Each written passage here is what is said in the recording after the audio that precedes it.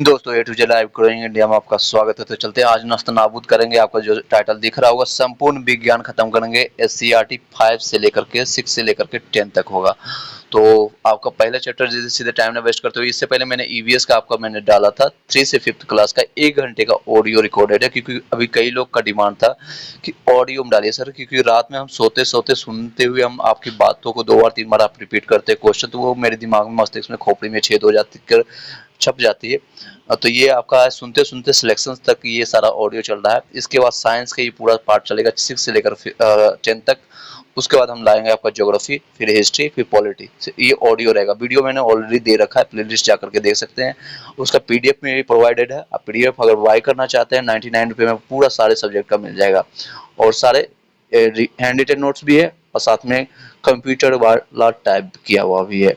इस नंबर पर जाकर के आप ले सकते हैं, बाय कर सकते हैं। इस नंबर को कांटेक्ट कर लीजिएगा, आपको सुविधा मिल जाएगी। टेलीग्राम व्हाट्सएप ग्रुप में सारे कई पीडीएफ फ्री ऑफ कॉस्ट डाला हुआ है, वहां से भी आप जाकर के उसका सारी चीजें फायदा उठा सकते, क्योंकि लास्ट मोमेंट में रिवीजन कीजिए। चाहे उसको क्या पता एग्जामिनेशन हॉल वाले को आपने सुन सुन के याद किया, या लिख लिख के याद किया, या फिर आपने कहीं से देख देख के याद किया, या फिर ऑफलाइन किया ऑनलाइन किया, उसको कोई नहीं पता, बस आपको याद होना चाहिए। तो ऑलरेडी मैंने इसको करवा रखा है, इसलिए मैंने तेजी से इसको कंप्लीट करेंगे 1-2 घंटे में। पूरा 6 से लेकर के 12 तक शॉर्ट्स में इसका सारा हम कंप्लीट करेंगे, लेकिन एक भी चीज छोड़ेंगे नहीं। साइंस का एक भी चीज नहीं छूटेगा, कोई भी सब्जेक्ट हम नहीं छोड़ने वाले हैं। हिंदी भी करवा रहे हैं, हिंदी भी कई चीजें हो चुके हैं। कई चीजें अभी प्लेलिस्ट नहीं बना, थंबनेल नहीं बना, लेकिन आप वीडियो को सर्च कीजिएगा topic wise, A to Z live growing India डाल दीजिएगा, आपको मिल जाएगा सारी चीजें। चलिए, बीपीएससी के लिए एक रामबाण सीरीज रहेगा ये। चलिए एक स्टार्ट करते हैं, सीधे टाइम ना वेस्ट करते हैं। कक्षा 6 का है, टॉपिक का नाम है विज्ञान, भाग 1 स्टार्ट होता है 6 का। और अध्याय है भोजन कहाँ से आता है। अध्याय भोजन कहाँ से आता है। तो मनुष्य और जंतु की किस प्रकार भोजन और खाते हैं, भोजन कौन कौन से स्रोत होते हैं, उसके बारे में हम चर्चा करेंगे अभी। भात जिसे खाते हैं, भात कच्चा चावल से बनता है। भात उबलता पानी, 2 पदार्थ की आवश्यकता पड़ती है इसमें। एक कच्चा चावल प्लस उबलता पानी की जरूरत पड़ती है, फिर इसमें भात बनता है। और दूसरे भोजन के लिए अलग अलग पदार्थ की जरूरत पड़ती है, जैसे रोटी, आटा प्लस नमक, जल प्लस नमक का हम यूज कर करके रोटी बनता है। दाल, कच्ची दाल और प्लस जल प्लस नमक और तेल लगा करके इत्यादि बनाते हैं हम दाल। जो गृहिणी होगी या फिर जो जेंट्स हो गए, मेल होगा, उनको भी पता होगा कि एटलीस्ट कैसे हम दाल चावल रोटी ये सारी चीजें बनाते हैं। अब चलते हैं धान, गेहूं, मक्का, ये सारे पौधा स्रोत है, पौधा से प्राप्त होता है। दूध, अंडा, मुर्गिया, मछली, झींगा, मांस आदि ये सब जंतु से स्रोत है, जंतु से प्राप्त करते हैं।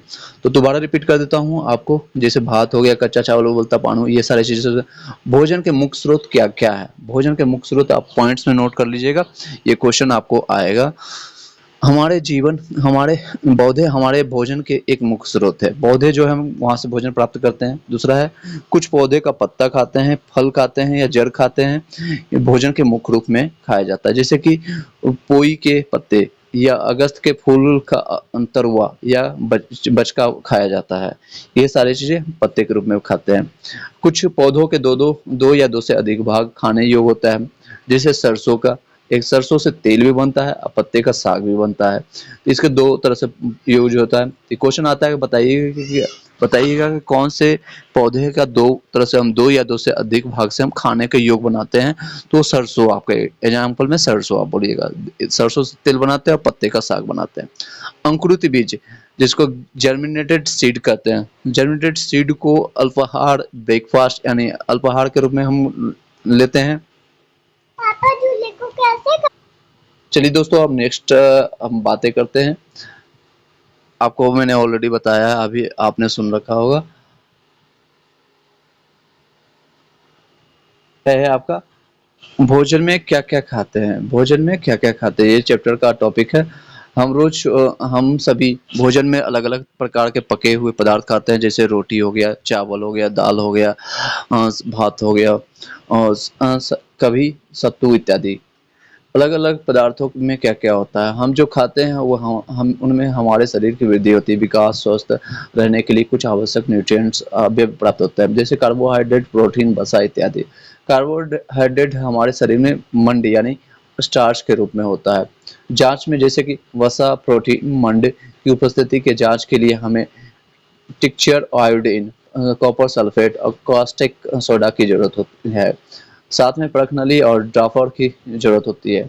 फिर से बताता हूँ, जांच हम कैसे करते हैं, जैसे वसा, प्रोटीन, मंड की उपस्थिति के जांच के लिए हमें टिक्चर, आयोडीन, कॉपर सल्फेट और कास्टिक सोडा की जरूरत है। साथ में परख नली और ड्राफर की जरूरत है। परख नली में खाद्य पदार्थ, तनु घोल, आयोडीन का अगर नीला या काला रंग आता है तो उसे मंड कहते हैं। अगर परख नली में हमें मिलता है क्या, ये सारी चीजें जांच के लिए बताया जा रहा है। एक प्रैक्टिकल जो आपको ये बुक दिया हुआ है उसमें शॉर्ट करके हम बता रहे हैं आपको चीजें, जब डायग्राम के साथ है। आप जाकर 6 क्लास का आप एससीईआरटी का बुक उठाइएगा तो आपको यहाँ पर देखने को मिलेगा। परख नली में खाद्य प्लस तनु घोल आयोडीन का अगर नीला या काला आता है तो वो मंड उपस्थित होता है, तो उसमें स्टार्च होता है। ठीक है, स्टार्च होता है। कॉपर सल्फेट विलियम में अगर 100 मिलीलीटर जल दे देते हैं प्लस 2 ग्राम कॉपर सल्फेट देते हैं तो क्या बनता है, कॉपर सल्फेट का विलयन बनता है। कास्टिक सोडा और विलयन में इतना 100 मिली प्लस 10 ग्राम का कास्टिक डालते हैं। प्रोटीन की जांच कैसे करते हैं कि प्रोटीन आपके शरीर में कितना है। परख नली में पेस्ट रूप में खाद्य पदार्थ प्लस कॉपर सल्फेट का विलयन डालते हैं और कॉपर कास्टिक सोडा विलयन मिलता है। अगर बैंगनी रंग दिखता है तो प्रोटीन की उपस्थिति में को दर्शाता है। अगर वो बैंगनी रंग में दिखेगा तो प्रोटीन दिखेगा। तो मैं फिर से दोबारा बता देता हूँ आपको समझने के लिए कि अगर काला या नीला दिखे तो मंड स्टार्च का दिखाता है, अगर बैंगनी रंग दिखाए तो प्रोटीन को रंग दिखाएगा। अब वसा की जांच कैसे करेंगे, खाद्य पदार्थों को कागज में लपेट कर कूटिए। खाद्य पदार्थ जो भी है आपको, फिर कागज को खोल करके देखिए कि तेल के धब्बे हैं तो वसा की उपस्थिति, यानी मेनली वसा जो आपको मिलता है जिसको कार्बोहाइड्रेट कहते हैं वो आपको तेल पदार्थों में मिलता है। जिसे कहा भी जाता है कि ज्यादा तेलीय चीजें मत खाओ, अगर उसे खाओगे तो वसा ज्यादा आएगा, फैट ज्यादा बढ़ेगा। विटामिन और खनिज लवण जैसे अन्य पोषक तत्व तत्व विभिन्न खाद्य पदार्थों में उपस्थित रहते हैं। चलिए नेक्स्ट अब टॉपिक हमारा है, टॉपिक है विभिन्न पोषक तत्व हमारे शरीर के लिए क्यों जरूरी है, आवश्यक क्यों है।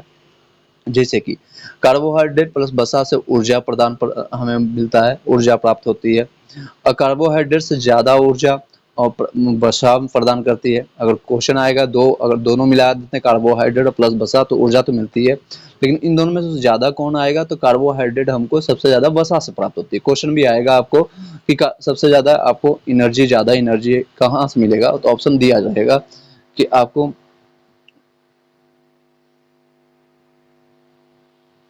वसा रहेगा, वो ग्लूकोज रहेगा या कार्बोहाइड्रेट रहेगा या इनमें से एक अधिक या नन ऑफ दीज। 5 ऑप्शन वाला है तो इस तरह से आपको बसा लगाना पड़ेगा आंसर।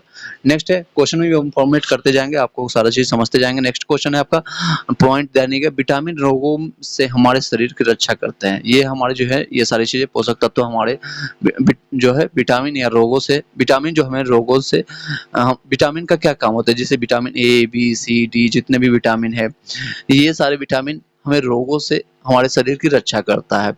ये बस मुख्य विटामिन जो कुछ मुख्य विटामिन है, जैसे विटामिन ए हो गया, विटामिन बी सी डी के ई, ये सारे विटामिन है।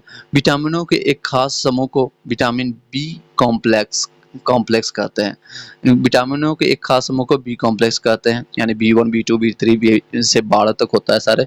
विटामिन ए को त्वचा और आंख को स्वस्थ रखती है। विटामिन ए जो हम है, ये देखिए अब यहाँ से अब स्टार्ट हो गया आपका बायोलॉजी का पार्ट। चलिए बताइएगा विटामिन ए से हमें किसके ज्यादा सुरक्षा मिलता है, तो त्वचा और आंख को स्वस्थ रखती है। विटामिन सी स्कर्वी रोग से बचाता है, स्कर्वी रोग और तथा इम्यून सिस्टम आपका मजबूत करता है। जैसे आपका कोविड के टाइम में, कोरोना के टाइम में सबसे ज्यादा दिक्कत क्या होता था, पर्सन का इम्यूनिटी आपका डाउन हो जाता था, यानी रोग प्रतिरोधक क्षमता उसकी कम हो जाती थी। तो इसके कारण इम्यून सिस्टम के लिए विटामिन सी का सबसे अच्छा स्रोत क्या है, आंवला होता है, नींबू होता है। अब आता है विटामिन डी के बारे में। अस्थि और दांतों के लिए कैल्शियम उपयोग में मदद करते हैं, उपयोग में मदद करता है। हमारा विटामिन डी जो है अस्थि और दांतों के लिए या कैल्शियम के रूप में ये मदद करता है। और विटामिन ए का स्रोत क्या है आप जान लीजिए, जिसमें इसमें 6 क्लास का बुक है तो उसी अनुसार ये दिया हुआ है, आप सुन लीजिए। विटामिन ए का स्रोत है आपका मछली का तेल, दूध, गाजर, आम, पपीता। फिर से रिपीट करता हूँ, विटामिन ए का मछली का तेल, दूध, गाजर, आम, पपीता। विटामिन बी का स्रोत है गेहूं, चावल, यकृत, यानी गेहूं, चावल ये और लीवर वाले जितने भी अगर मांस मदिरा खाते हैं। नेक्स्ट विटामिन सी का स्रोत है टमाटर, आंवला, मिर्ची, नींबू, अमरूद, संतरा। ये सारे विटामिन सी का स्रोत है, जिसमें सबसे ज्यादा आंवला और नींबू सबसे अच्छा है।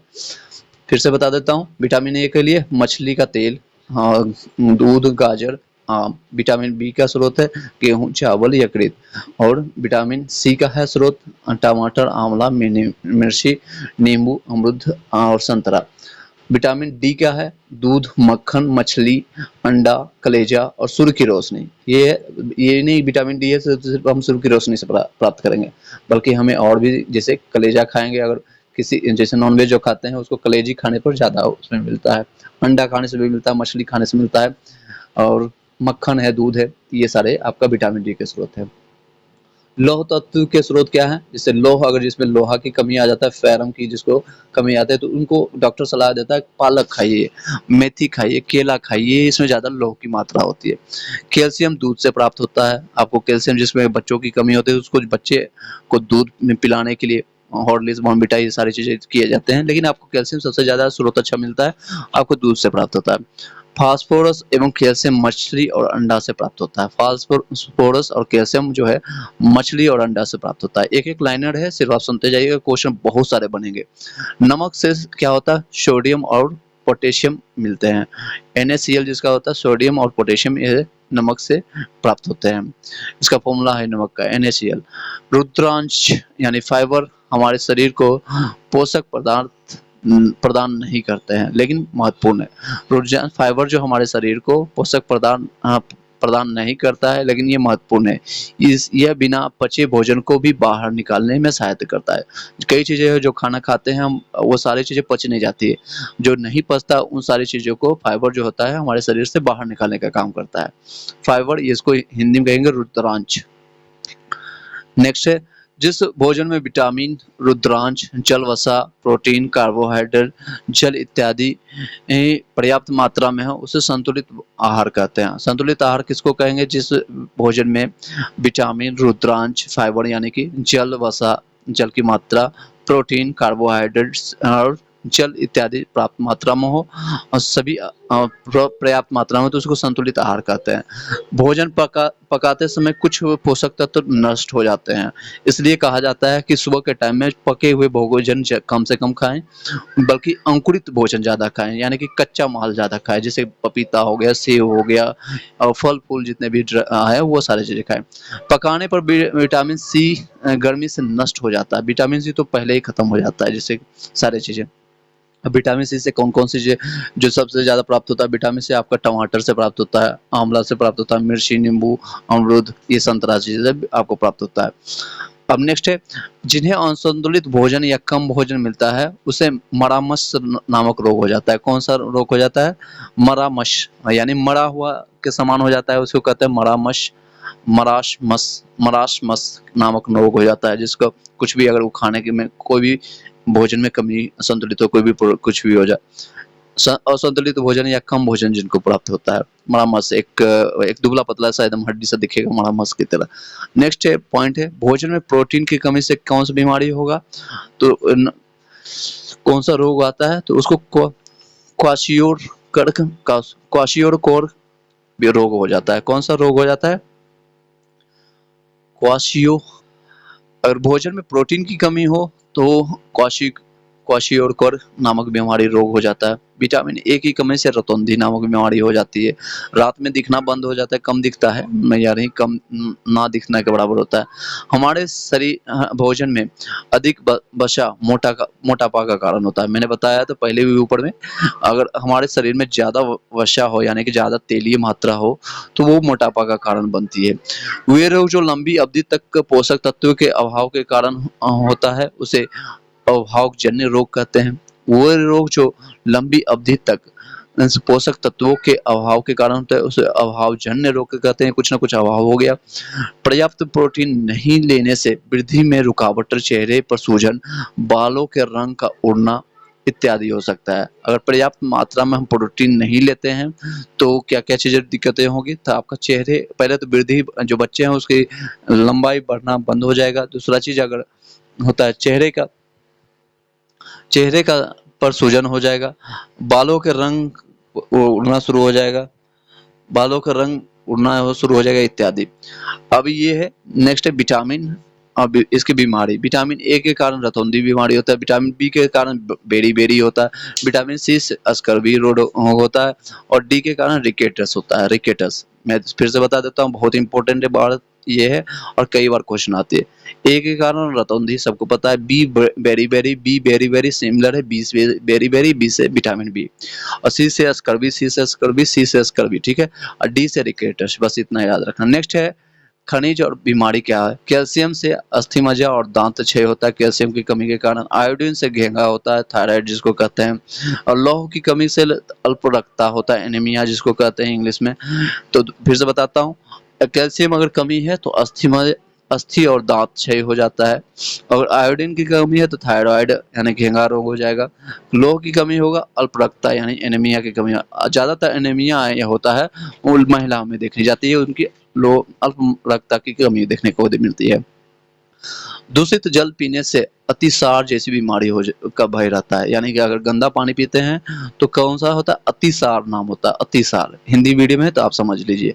नेक्स्ट है गर्मी के समय में किन्वय तीव्र होता है, किन्वय आपका तीव्र होता है, गर्मी के समय में किन्वय तीव्र होता है। नेक्स्ट अब अध्याय आता है तंतु से वस्त्र, तंतु से वस्त्र तक, यानी आपका पॉइंट से धागे की पतली लड़ी और भी पतली लड़ियों से मिलकर बनी होती है, जिसे तंतु कहते हैं। तंतु क्या होते हैं, धागा से भी पतली लड़ी और उससे भी पतली लड़ी से बनी एक, जिसे कहते हैं तंतु, मतलब बहुत ही पतला। एक अगर आपका धागा देख सकते हैं या फिर अपने बाल को देखिए, उससे भी पतला कोई है तो उसको तंतु कहते हैं। सूती, रेशमी, जूट, ऊनी के तंतु पौधे एवं जंतुओं से प्राप्त होते हैं, इन्हें प्राकृतिक तंतु कहते हैं। फिर से बताता हूँ, सूती, रेशमी, जूट, ऊनी के तंतु पौधे में जंतुओं के से प्राप्त होता है, उन्हें प्राकृतिक तंतु कहते हैं। केले के पत्ते, तने, वांस से भी तंतु प्राप्त किया जाता है। केले के पत्ते, तने, वांस से भी तंतु प्राप्त किए जाते हैं।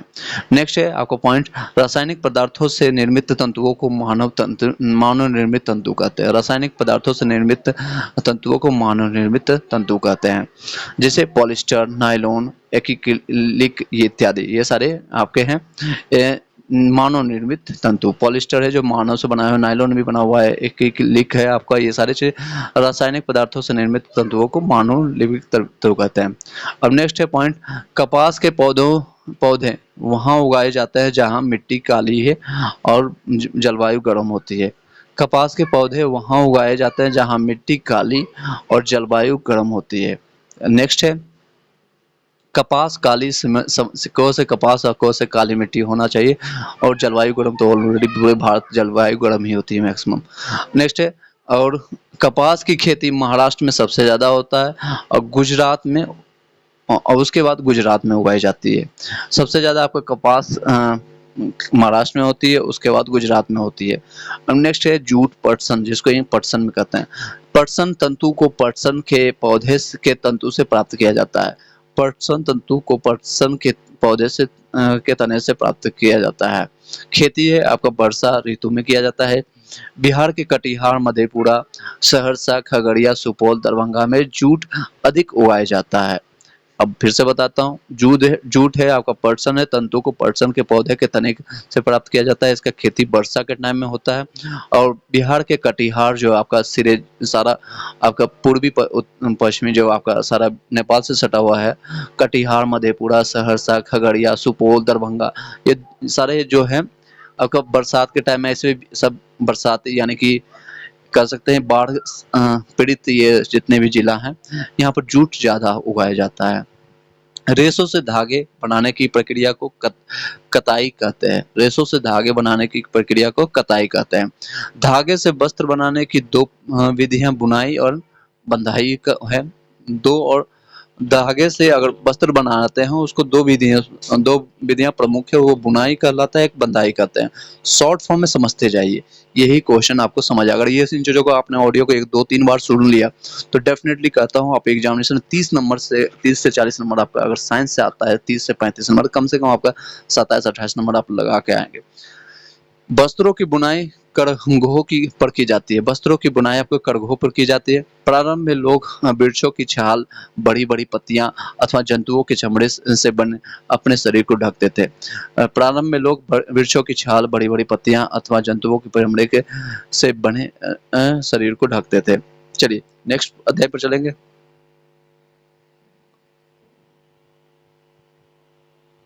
चलिए दोस्तों, अब नेक्स्ट है अध्याय विभिन्न प्रकार के पदार्थ। ये आपका शीर्षक का टाइटल है।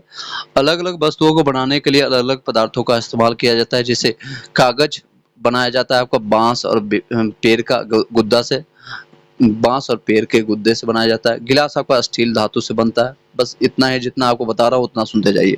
पदार्थों के गुण क्या है? पदार्थों के जो कठोरता कठोरता अगर रहता है तो दबाना कठिन होता है। कठोर लोग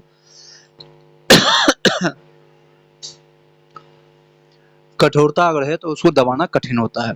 चलिए नेक्स्ट है, कोमल पदार्थ को दबाना या खरोचना आसान होता है।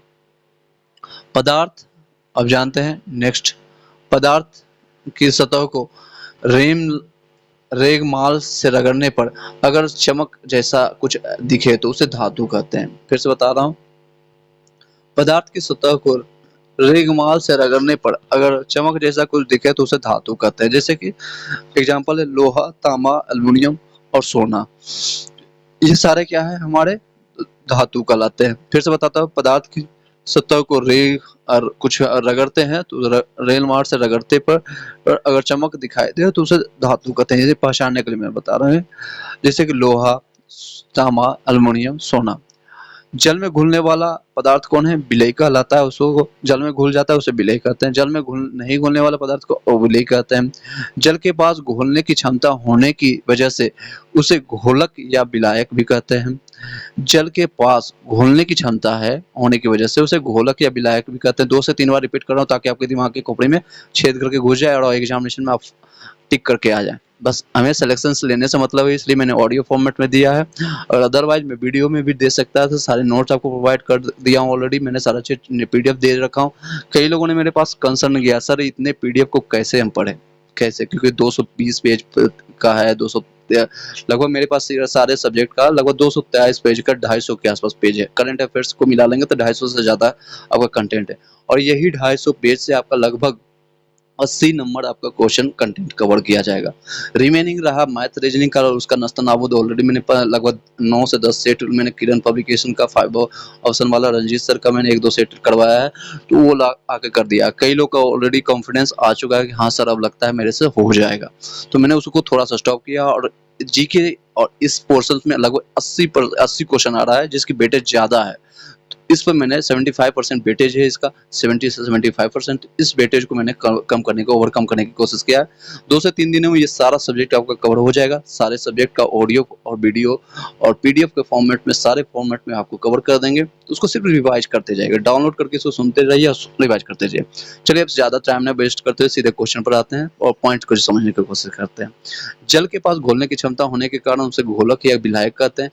गर्म पानी को विलायक, ठंडा गर्म जो होता है, गर्म पानी की विलायक क्षमता ठंडे पानी से ज्यादा होती है। अगर गर्म पानी जो है उसमें देखिएगा चीनी की मात्रा या फिर कुछ भी आप डालिएगा नमक, तो जल्दी से वो घुल जाएगा ठंडे पानी की मात्रा से। चलिए नेक्स्ट है, निश्चित मात्रा पानी में कोई पदार्थ अधिक मात्रा तक घुली हुई घोल को संतृप्त घोल कहते हैं। निश्चित मात्रा में यानी पानी में कोई पदार्थ अधिकतम मात्रा तक घुली हुई घोल को, जो ऑलरेडी घोल है, उसको संतृप्त घोल कहते हैं। फिर से बता देता हूँ इस लाइन को क्योंकि ये क्वेश्चन आता है इससे। निश्चित मात्रा पानी में कोई पदार्थ अधिकतम मात्रा तक घुली हुई घोल को संतृप्त घोल कहते हैं। पानी में घुलनशील जो है वो है सिरका, चीनी, नमक इत्यादि। नेक्स्ट है, पानी में अघुलनशील पदार्थ जितने हैं वो सारे कौन कौन है? जैसे केरोसिन नहीं घुलता है, नारियल तेल नहीं घुलता है, सरसों तेल नहीं घुलता है। पारदर्शिता किसे कहते हैं? पदार्थ जिनके आर पार आसानी से देखा जा सकता है उसे पारदर्शिता कहते हैं। जैसे कांच हो गया हमारे। अपारदर्शी क्या है? उसका ठीक उल्टा है, नहीं देख पाएंगे उसे क्या कहेंगे? अपारदर्शी। जैसे लकड़ी, लोहा के आर पार हम नहीं देख सकते हैं, या ईंट पत्थर जो भी है। जिनके आर पार धुंधली दिखे उसे पारभासी कहते हैं।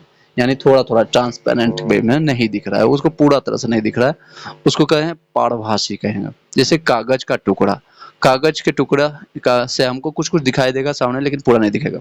अब नेक्स्ट अध्याय पर चलते हैं, सीधे टाइम ना वेस्ट करते हुए, क्योंकि बहुत ही इंपॉर्टेंट है साइंस, पूरा एक बार सुन लीजिएगा, दो जितना भी टाइम लगता है। अब अध्याय आता है पृथक्करण। पृथक्करण क्या होता है? मिश्रित पदार्थ को अलग करने की विधि को पृथक्करण कहते हैं, यानी पृथक कर दिया, कह सकते हैं घर से किसी एक पर्सन को निकालना, पृथक्कृत कर दिया। मिश्रित जो ऑलरेडी पार्ट मिला हुआ घर का सदस्य है, उसको हम अलग कर दिए, तो उसको क्या कर दिया? अलग कर दिए। मिश्रित पदार्थ को अलग करने की विधि को पृथक्करण कहते हैं। हम सामाजिक भाषा और दैनिक चीजों में सब चीजें समझाने की कोशिश कर रहे हैं, सारे एक कठिन वर्ड, सारा साइंस के, सारे बायोलॉजी के कठिन।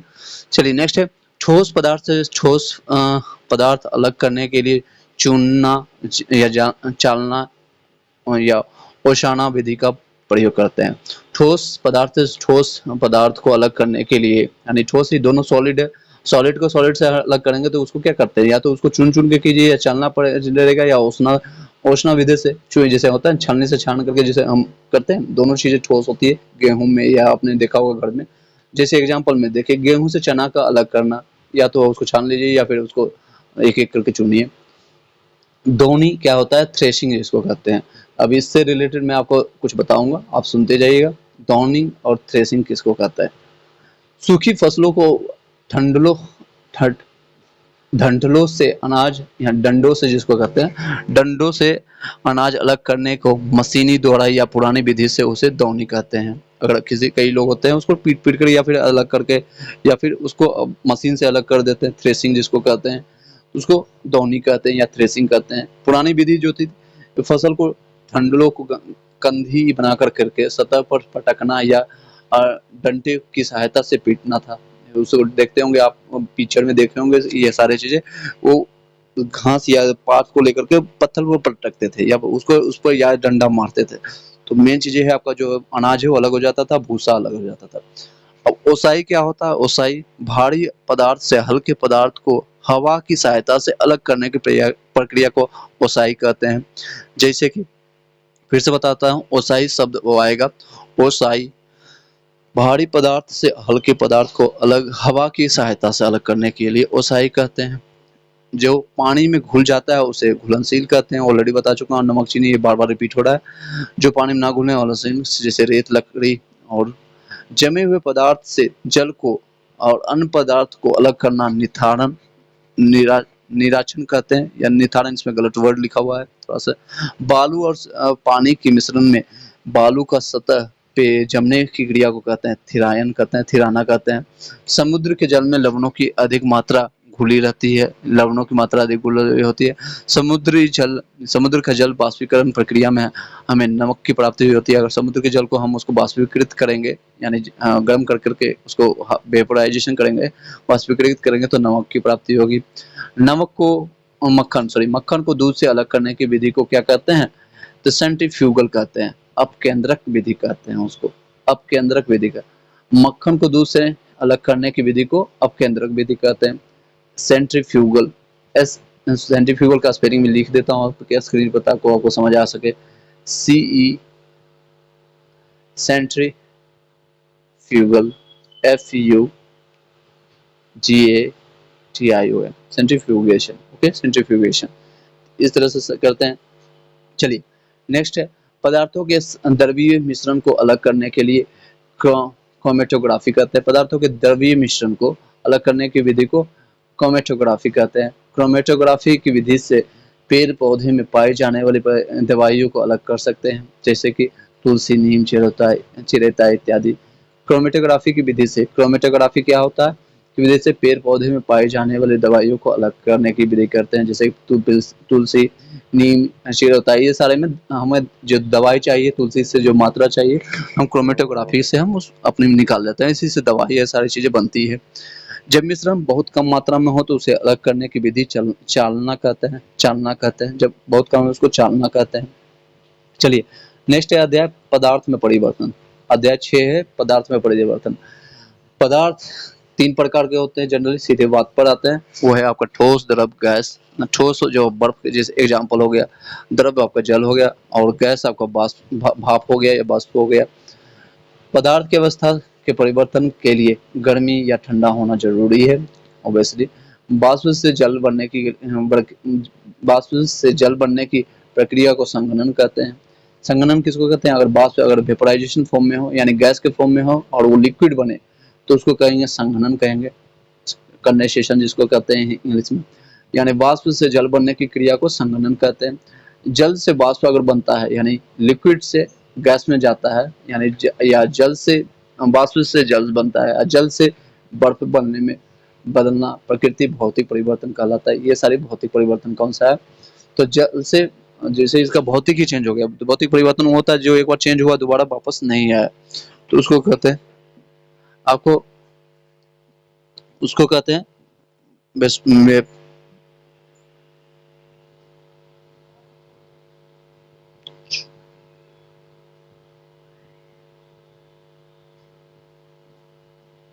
जलवाष्प से जल या जल से बर्फ बनना ये सारी चीजें भौतिक परिवर्तन करते हैं। जैसे नेक्स्ट पॉइंट देखिए, कपूर को ठोस अवस्था में को गर्म करने पर सीधा कपूर की गैस की अवस्था में बन जाता है, यानी सीधे ठोस से गैस बनता है। इस प्रक्रिया को क्या कहते हैं? ऊर्ध्वपातन प्रक्रिया कहते हैं, यानी सब्लिमेशन प्रोसेस कहते हैं इंग्लिश में। फिर से बताता हूँ, कपूर अगर ठोस से सीधे गैस बनता है, कपूर को गर्म करने पर सीधा वो गैसीय अवस्था में मिलती है, तो इस प्रक्रिया को ऊर्ध्वपातन प्रक्रिया कहते हैं। और नेक्स्ट है पॉइंट, अंडा के द्रव को उष्मा मिलने से जम जाता है। अगर अंडा के द्रव को उष्मा मिलने से वो जम जाता है, जिसे आप देखते होंगे अंडा के अंदर जो होता है, अंडा अगर फोड़ कर निकालेंगे तो उससे क्या आमलेट बनाते हैं, तो वो अंदर क्या लिक्विड के फॉर्म में रहता है, पीला पीला सा। जब उसको हम गर्म कर देते हैं, बॉयल कर देते हैं, तो वो क्या होता है, अंदर देखेंगे तो कठोर हो जाता है, व्हाइट सा निकलेगा, कठोर सा हो जाएगा, जिसको हम बॉयल अंडा कहते हैं। अब उसे फिर से उसी रूप में नहीं ला सकते हैं, ऐसे रासायनिक परिवर्तन का, यानी ऐसे रासायनिक परिवर्तन उसको कहते हैं जिसको हम वापस उस फॉर्म में नहीं ला सकते। भौतिक परिवर्तन उसको कहेंगे सिंपली जो उसको वापस हम ला सकते हैं। जैसे अगर बर्फ को हम पानी बनाएं और पानी से फिर उसको वाष्प बना देंगे, वाष्प कम मात्रा में आएगा फिर वापस पानी में, लेकिन अगर बर्फ पानी है, पानी से फिर से हम उसको फ्रिज में रखेंगे तो फिर से वो बर्फ बन जाएगा कुछ मात्रा हो, लेकिन वो फिर से वापस आएगा। लेकिन अगर अंडा को हम एक बार गर्म कर देंगे तो क्या फिर से वो अंडा फिर से बनेगा? नहीं बनेगा, यानी वो खत्म हो जाएगा। चलिए, यही एग्जांपल था और इसी के साथ ये अध्याय कंप्लीट होता है। नेक्स्ट अध्याय आपका आता है अध्याय नंबर 7 है, पेड़ पौधों की दुनिया। जिस पौधों को तना हरा या कोमल होता है तथा सामान्य कम ऊंचाई के होते हैं उसे शाक कहते हैं। शाक किसे कहते हैं? जिस पौधों का तना हरा और कोमल होता है, कम ऊंचाई के होते हैं, उसे शाक कहते हैं। जिस पौधे का तना सख्त पतला कास्टिक होता है उसे झाड़ियां कहते हैं। पौधों की दुनिया, जिस पौधे का तना हरा और कोमल होता है आपको शाक है, ऑलरेडी मैंने बताया ये सारी चीजें। अब चलिए नेक्स्ट पॉइंट पर चलते हैं। जिस पौधे का तना सख्त और भूरी छाल वाला मोटा और उसे वृक्ष कहते हैं। वृक्ष किसको कहते हैं? जिस पौधे का तना सख्त भूरी छाल वाला मोटा होता है उसे वृक्ष कहते हैं। अब झाड़ियां किसको कहते हैं? जिस पौधे का तना सख्त पतला कास्टिक होता है, अगर पतला हो तो उसको झाड़ियां कहते हैं। अब वृक्ष किसको कहते हैं? जिसका जो होता है वो बीच का भाग सख्त होगा लेकिन वो मोटा होगा, और मोटा होता है तो उसको वृक्ष कहते हैं। तने पर पत्तियों की सजावट किस तरह से होती है?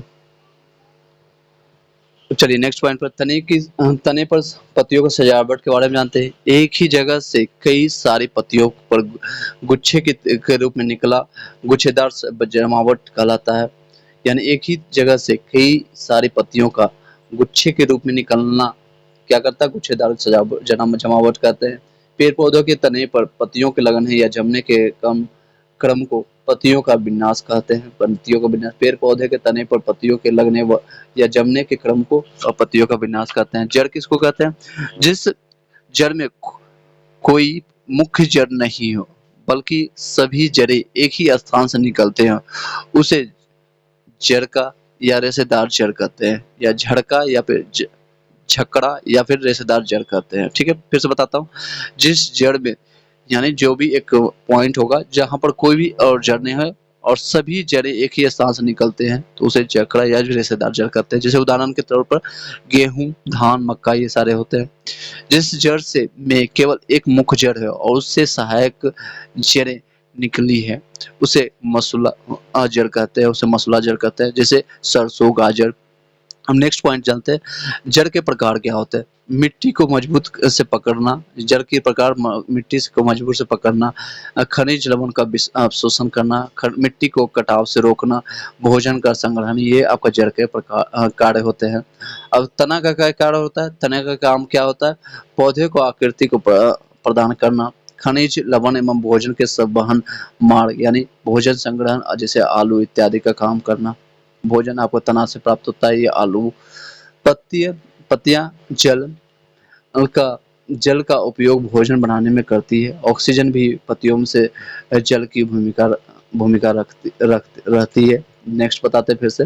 तना का कार्य होता है पौधों की आकृति को प्रदान करना, पहला बात तो समझ गए। खनिज लवण एवं भोजन के संवहन मार्ग को प्रदान करना, भोजन संग्रह करना, जैसे आलू उदाहरण के रूप में। पत्तियां जल का उपयोग भोजन बनाने में करती है। ऑक्सीजन भी पत्तियों के से जल की भूमिका करती है। पत्तियां क्या होती है? अब पत्तियां के बारे में जानते हैं। पत्ती में रेखित संरचना को सिरा कहते हैं। रेखित जो होता है लाइनिंग लाइनिंग आप देखोगे लाइन टाइप का आता है, उसको सिरा कहते हैं। उस संरचना को सिरा कहते हैं। जाल जैसे सिरा को जालिका सिरा कहते हैं। यह विन्यास कहलाता है, जालिका सिरा विन्यास कहलाता है। एक दूसरे के समांतर सिरा को और समानांतर सिरा अविन्यास कहलाते हैं। लाइनिंग लाइनिंग पार्ट आपको समानांतर दिखेगा। पत्तियों में बाष्पोत्सर्जन मदद में करती है। पत्तियों में बाष्पोत्सर्जन यानी बाष्प को सहने की शक्ति देती है। बीज क्या होता है? जिस बीज में एक ही बीज पत्र होता है उसे एक बीज पत्री कहते हैं। जैसे कि मक्का, गेहूं, एक बीज से एक ही निकलेगा तना। जिस बीज के दो भाग होते हैं उसे द्विबीजीय पत्ती कहते हैं। जैसे कि सेम, चना, मटर, आम। तो आम देखे होंगे, आम का जो आप खा करके फेंके होंगे अपने गांव में, अपने आसपास में, तो एक ही से कई तना निकल जाता है, कई वृक्ष निकलने की कोशिश करता है वहां से। तो फिर से बता देता हूँ, बीज दो प्रकार के होते हैं। एक बीजी होता है जिससे एक ही बीज पत्र निकलता है, उसको मक्का, गेहूं कहते हैं। और दो बीजीय वाला उदाहरण अगर पूछेगा तो सेम, चना, मटर और आम ही यहाँ पर एससीईआरटी में ही बुक्स में आपको उपलब्ध है। नेक्स्ट चलते हैं, अध्याय नंबर 8 पढ़ेंगे, फूलों से जान पहचान। आपका है पेड़ पौधों की दुनिया, मैंने अभी कंप्लीट किया, आपका है। नेक्स्ट है फूलों से जान पहचान। अब फूलों के बारे में हम जान पहचान करेंगे। आपको सारी चीज बताया, एक बीज, दो बीज, सारा चीज अभी मैंने कार्बोहाइड्रेट सारी चीज बताया, आपको याद होगा। नहीं होगा तो दोबारा रिपीट कर लीजिएगा। फूलों से, क्योंकि revision is the key of success, आपको रिपीटेशन के अलावा और कुछ भी नहीं करना है। 15 से जो लास्ट आखिरी का बचा हुए दिन है, चाहे जिस भी कंपटीशन के लिए, वो रिवीजन करते रहिए बार बार। बहुत सारे तथ्य, बहुत सारे टॉपिक्स है, बहुत सारे सब्जेक्ट है, बहुत आप कवर नहीं कर पाओगे, आप रिवीजन ही कर सकते हो। फूलों से जान पहचान आप जानते हैं। फूलों के डंठल से जिस सिरे पर के सभी अंग जुड़े होते हैं उसे पुष्पासन यानी फूल आसन कहते हैं। फूलों के टंडन के जिस सिरे पर सभी अंग जुड़े रहते हैं उसे पुष्पासन यानी फूल आसन कहते हैं। पुंकेसर क्या होता है? पुतुंग पुतुंग प्लस परागन कहलाता है, परागकण कहलाता है। पुंकेसर किसको कहते हैं? पुतुंग प्लस परागन को कहते हैं। फूल में जो रंगीन और सबसे आकर्षित भाग होते हैं उसे पंखुड़ी यानी दल कहते हैं। फूल में जो सबसे रंगीन या सबसे चमकीला आकर्षित भाग होता है उसे पंखुड़ी कहते हैं। फूल जो नीचे से हरे रंग की पत्ती जैसे आकार होती है उसे अंकुरी वाही दल कहते हैं। यानी फूल से जो नीचे से हरे रंग की पत्ती जैसी आकार की होती है उसे अंकुरी वाही दल कहते हैं। स्त्री केसर किसको कहते हैं? वर्तिका यानी वर्तिका प्लस अंडाशय के रूप में होता है। ये सारे पीडीएफ मैंने टेलीग्राम व्हाट्सएप ग्रुप में शेयर कर दिया, आप प्राप्त कर लेंगे वहां से। आपसे देखते जाइए, सुनते जाइएगा। अगर आप पढ़ भी रहे हैं ना तो साथ में मेरा रिकॉर्डेड लगा दीजिएगा, सुन लीजिएगा, क्योंकि सुनते सुनते आपको कई एक्स्ट्रा चीज मैं बता देता हूँ। आपको विभिन्न तरह से फूलों में विभिन्न आकार के स्त्री केसर कहलाते हैं। विभिन्न तरह के फूलों में विभिन्न प्रकार आकार के स्त्री केसर कहते हैं। अंकुरी के घेरे के बाय दलपुंज पुंखुड़ी के घेरे के दलपुंज कहते हैं। पुंकेसर के समूह चक्र को मंग यानी स्त्री चक्र को समूह चक्र को जायांग कहते हैं, जायांग कहते हैं। फिर से बताता हूँ, पुंकेसर के समूह चक्र को पुमंग कहते हैं, पुमंग यानी पू से पुंकेसर, यानी ये पुंकेसर के समूह चक्र को पुंकेसर। स्त्री केसर का रहेगा, यानी स्त्री केसर का वो जायांग कहलाता है। पुलिंग होता है ना, जैसे पुलिंग होता है, पू से स्टार्ट होता है, तो ये पुमंग होगा पुंकेसर का, और स्त्री का होगा जायांग होगा। बस ये ध्यान दीजिएगा। नेक्स्ट पॉइंट आते हैं, पर्ण फूल, फूल जिसमें अंकुरी, अंकुरी, पंखुड़ी, पुंकेसर, स्त्री केसर चारों उपस्थित होते हैं। पूर्ण जो फूल होता है, पूरा पूर्ण फूल जिसको कहते हैं, जिसमें अंकुरी, पंखुड़ी, पुंकेसर और स्त्री केसर चारों उपस्थित रहेगा। और पूर्ण फूल जिसको रहेगा, जिसमें पूर्णा नहीं रहेगा, जिसमें अंकुरी पंखुड़ी रहेगा, पुंकेसर एवं स्त्री केसर एवं स्त्री केसर में कोई एक उपस्थित होगा। इन चारों चीजों में कोई एक उपस्थित रहेगा। नर फूल के केवल जिसमें पुंकेसर उपस्थित रहता है, पुंकेसर जिसको पुंकेसर कहते हैं। मादा फूल में जिसमें केवल स्त्री केसर उपस्थित रहेगा। द्विलिंगी फूल जिसको कहते हैं, जिसमें पुंकेसर और स्त्री केसर दोनों उपस्थित होगा। अलंगी फूल जिसको, जिसमें कोई भी लिंग ना हो, उसको पुंकेसर और स्त्री केसर अनुपस्थित रहेगा, दोनों अनुपस्थित रहेगा, दोनों में से कोई भी नहीं रहेगा। तो यही टॉपिक्स यहाँ पर कंप्लीट होता है। फूलों के बारे में जानकारी आपको मैंने प्राप्त कर लिया। दोबारा मैं एक बार रिपीट कर देता हूँ।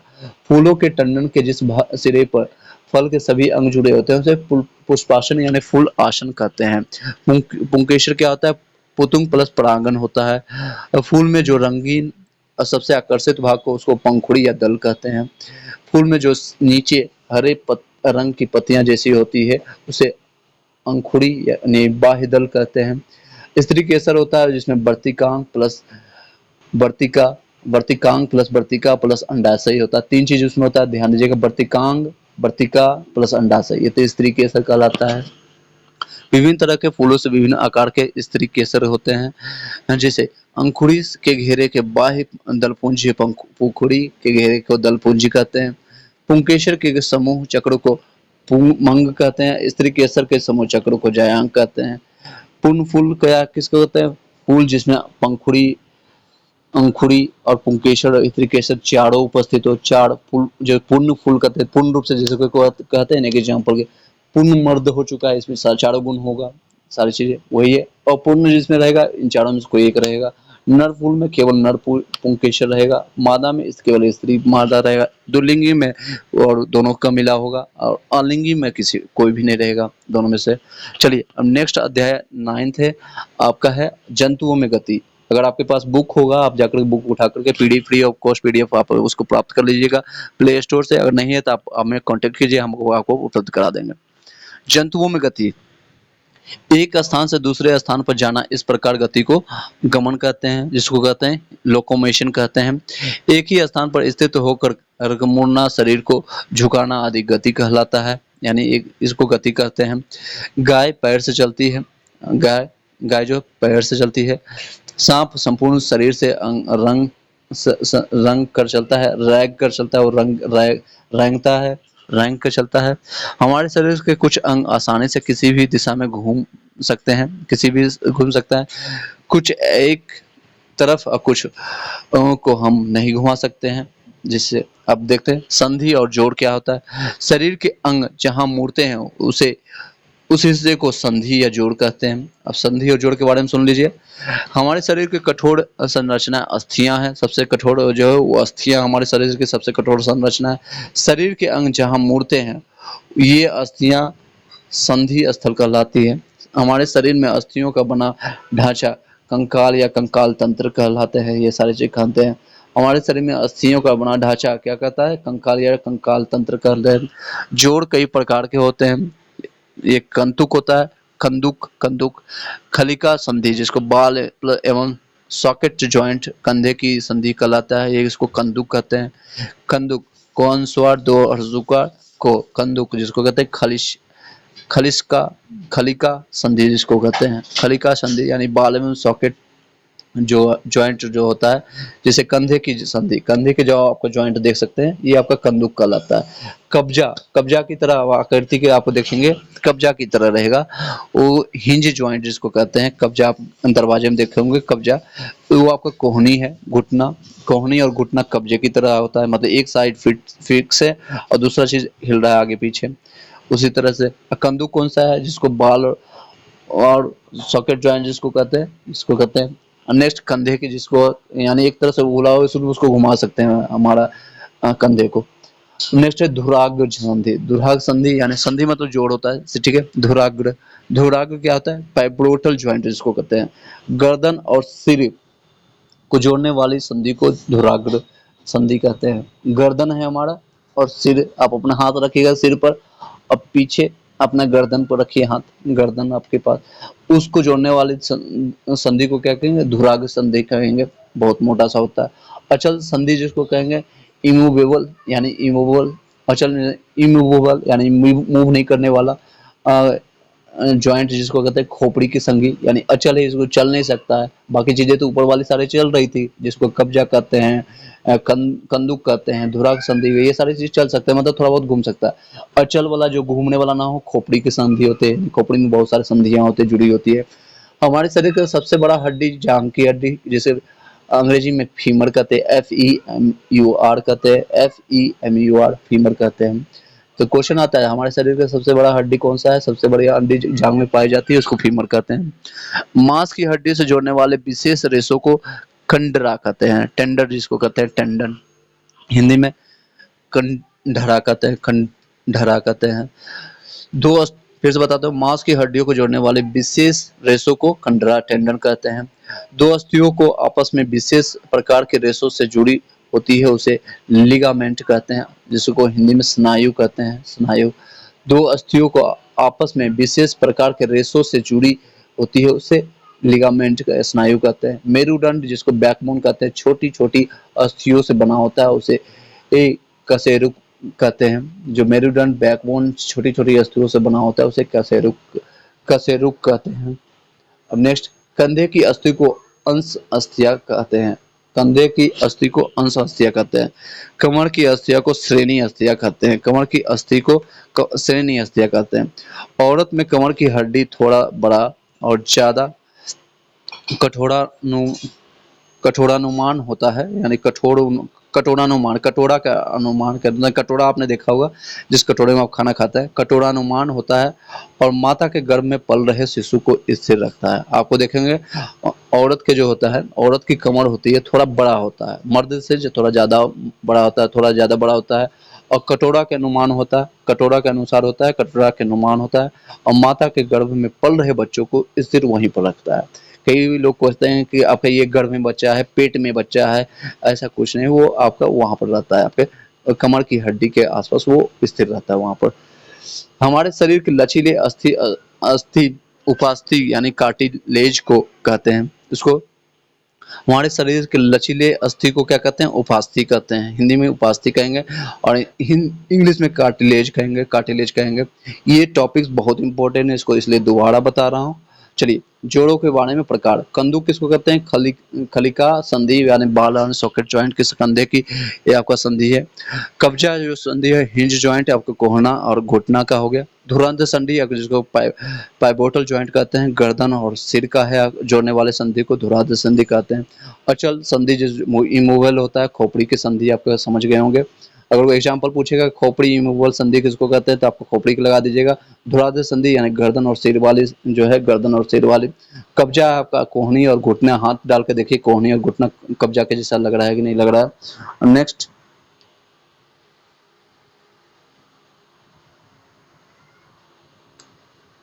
आपको ये एक बार देख लीजिएगा और दोबारा सुन लीजिएगा इसको दोबारा, फिर अब नेक्स्ट टॉपिक पर चलते हैं, आपका घोंघा।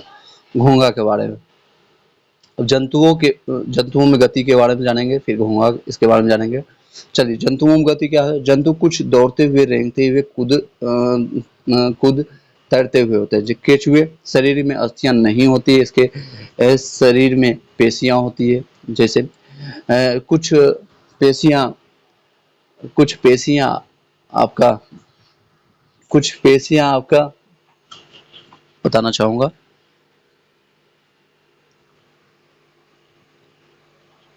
केचुए के शरीर में अस्थियां नहीं होती है, इसके शरीर में पेशियां होती हैं। सूख पेशियों में जुड़े होते हैं और मिट्टी उसकी पकड़ मजबूत बनाते हैं। केचुआ मिट्टी की उर्वरता बढ़ाने में मदद करता है, जिससे पैदावार बढ़ती है। केचुआ में आपका जो सबसे केचुआ आपको दोस्त भी कहा जाता है। किसान का अगर दोस्त किसको मानता है? केचुआ को मानते हैं। मिट्टी की उर्वरता को बढ़ाने में पैदावार का। अब घोंघा के बारे में बढ़ते हैं। घोंघा का शरीर कठोर चीज से ढका रहता है, इसे कवच कहते हैं। कठोर चीज से ढका रहता है, उसे कवच कहते हैं। ये घोंघे का बाह्य कंकाल है। ये घोंघे का बाह्य कंकाल है। पाद जिसको पैर मांसल होता है, दृढ़ पेशियों का बना होता है। पैर मादल इसका मांसल होता है, ये दृढ़ पेशियों का बना होता है। तिलचट्टा के बारे में जानते हैं। इसके 3 जोड़े पैर होते हैं। तिलचट्टा में 3 जोड़े पैर होते हैं, यानी कि टोटल 6 जोड़े होंगे। 3 जोड़े यानी कि क्वेश्चन आएगा तिलचट्टा में कितने जोड़े पैर होते हैं? 3, 4, 5, 6 इस तरह से रहेंगे, या इनमें से कोई नहीं। तो आपको 3 जोड़े पैर होंगे, यानी टोटल पैरों की संख्या 6 होंगी। इसका शरीर कठोर बाह्य कंकाल से ढका रहता है, जो कि काइटिन का बना होता है। किसका बना होता है? काइटिन का बना होता है। पक्षी अब के बारे में जाने। पक्षी की अस्थियां खोखली परतु मजबूत होता है। इसका परत जो होता है मजबूत होता है। पक्षी की अस्थियां खोखली और मजबूत, उसकी परत ऊपर का भाग मजबूत होता है। अस्थियों के खोखले हिस्से को वायु प्रकाष्ठ कहते हैं। अस्थियों के खोखले हिस्से को क्या कहते हैं? वायु प्रकाष्ठ कहते हैं। इसमें वायु रहता है, जिसके कारण वायु को प्रकाष्ठा रहता है, जिसके कारण वो उड़ पाता है। नेक्स्ट, मछली के बारे में जानते हैं। मछली के शरीर का नौका जैसी आकृति के नौका जैसी आकृति की होती है, और उसे तैरने में उसको मदद करती है। नौका आपका मछली के शरीर को की जो है नौका जैसी आकृति होती है, उसे तैरने में मदद मिलती है। शरीर के ऐसी आकृति धारा रेखीय कहलाती है। शरीर की ऐसी आकृति को धारा रेखीय यानी धारा के समान रेखीय आकृति कहलाती है। मछली का कंकाल दृढ़ पेशीय उसे ढका रहता है। मछली के कंकाल पर दृढ़ पेशीय। मछली पक्ष की मदद से तैरती है, यानी मछली जो आपके पक्ष की मदद से तैरता है। गल्फर यानी गिल्स की मदद से सांस लेता है। वो अपना गिल्फर से सांस लेता है। मछली के बारे में बताया मैंने, आप सुन लीजिए फिर से। मछली शरीर के नौका की जैसी आकृति होती है, उसकी आकृति धारा रेखीय कहलाती है। शरीर की ऐसी आकृति धारा रेखीय कहलाती है। मछली का कंकाल दृढ़ पेशीय से ढका रहता है। मछली पक्ष की मदद से तैरती है, और वो सांस कहाँ से लेता है? तो गल्फर गिल से लेता है। ठीक है, अध्याय 10 पर जाते हैं। सजीव और निर्जीव के बारे में जानेंगे। जो बोल ना सकते हैं और जो चल ना सकते हैं और ना ही कुछ महसूस कर सकते हैं, उसे निर्जीव कहते हैं। जैसे कि कुर्सी, मेज इत्यादि। विश्व के सभी मानव या गाय, घोड़ा, बंदर, बिल्ली जैसे सभी जंतु क्या है? सजीव है। पौधा भी सजीव के रूप में आता है। पौधा भी हमारा एक सजीव के रूप में है। श्वसन क्रिया, अब सांस लेना श्वसन क्रिया का हिस्सा होता है। श्वसन क्रिया में अंदर ली गई वायु को क्या कहते हैं? ली गई वायु ऑक्सीजन की कुछ मात्रा का उपयोग होता है। अगर श्वसन क्रिया में अंदर ली गई वायु की ऑक्सीजन की कुछ मात्रा का उपयोग होता है। शरीर के अंदर भोजन का ऑक्सीजन की सहायता से दहन होता है।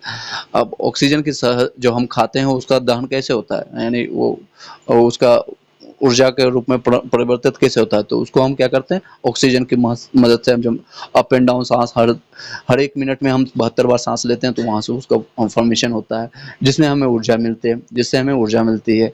यानी एक तरह से एक फ्यूल का काम करता है। और पेट्रोल में जैसे गाड़ी में होता है ना, फ्यूल का काम कर, पेट्रोल या डीजल या सीएनजी जो भी डालते हैं, उस वो गाड़ी चलता है। उसी तरह से हमारा सांस हमारे शरीर के लिए फ्यूल का काम करता है, और अंदर जो पड़ा हुआ हमारा भोजन है उसको बाइफरकेट करके एनर्जी में ट्रांसफर करता है, ऊर्जा में मिलाता है।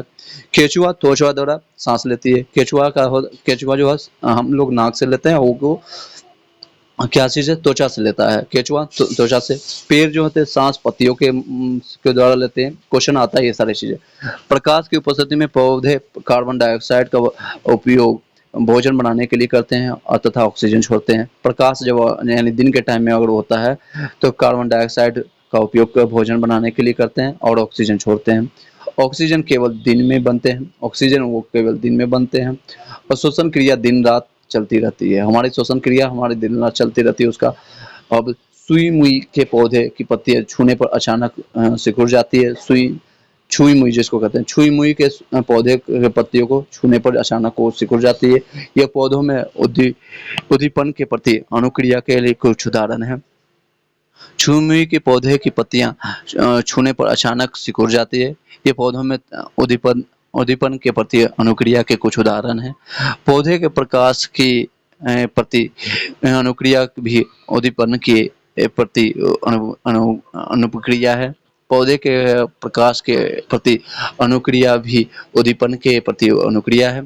सजीव में उत्सर्जन क्या होता है? दूषित पदार्थ मूत्र के साथ हमारे शरीर से निकल दिए जाते हैं, उसे उत्सर्जन कहते हैं। दूषित पदार्थ मूत्र के साथ हमारे शरीर से निकाल दिए जाते हैं, उसे उत्सर्जन कहते हैं। उत्सर्जन किसको कहते हैं? सजीव में उत्सर्जन इस तरह से होता है, जब मूत्र हम निकालते हैं यानी कि टॉयलेट करते हैं, उससे हमारा जितना भी दूषित पदार्थ होता है उसको निकालने को, उसी क्रिया को उत्सर्जन कहते हैं। पेड़ों में भी उत्सर्जन होता है। पेड़ों में कैसे होता है? पेड़ से सूखी पत्तियां का गिरना, ये सारा उत्सर्जन का काम करता है। जैसे कि प्रजनन क्या होता है? जंतु प्रजनन द्वारा अपने सदृश संतान उत्पन्न करता है। जिसे कुछ जंतु अंडा देते हैं, जिसे अंडाकार जंतु कहते हैं, जिसे को ओविपेरस कहते हैं, अंडाकार जंतु कहते हैं, जैसे कि पक्षी, सांप। कुछ जंतु बच्चा देते हैं, जो उसे जरायुज जंतु कहते हैं, जिसको इंग्लिश में बीबीपेरस कहते हैं, बीबीपेरस कहते हैं। और अंडा वाले को ओविपेरस कहते हैं। पेरस दोनों में कॉमन है। अंडे वाले को ओवी कहेंगे, और जो बच्चा अगर पैदा कर रहा है उसको भी कहते हैं, VIVIPAROUS कहते हैं, बीबीपेरस। कुछ पौधे बीज से उत्पन्न होते हैं, कुछ पौधे अतिरिक्त भाग से उत्पन्न होते हैं। कुछ जंतु बच्चे देता है, उसे जरायुज जंतु कहते हैं। जो बच्चा देता है उसको क्या कहते हैं? जरायुज जंतु कहते हैं, बीबीपोरस कहते हैं। जो इम्पोर्टेंट दोबारा रिपोर्ट कर रहा हूँ। गुलाब, जैसे गुलाब, आम, लीची आदि के पौधे के अतिरिक्त भाग द्वारा ही उगाए जाते हैं। गुलाब, आम, लीची आदि के पौधे के अतिरिक्त भाग द्वारा ही उगाए जाते हैं।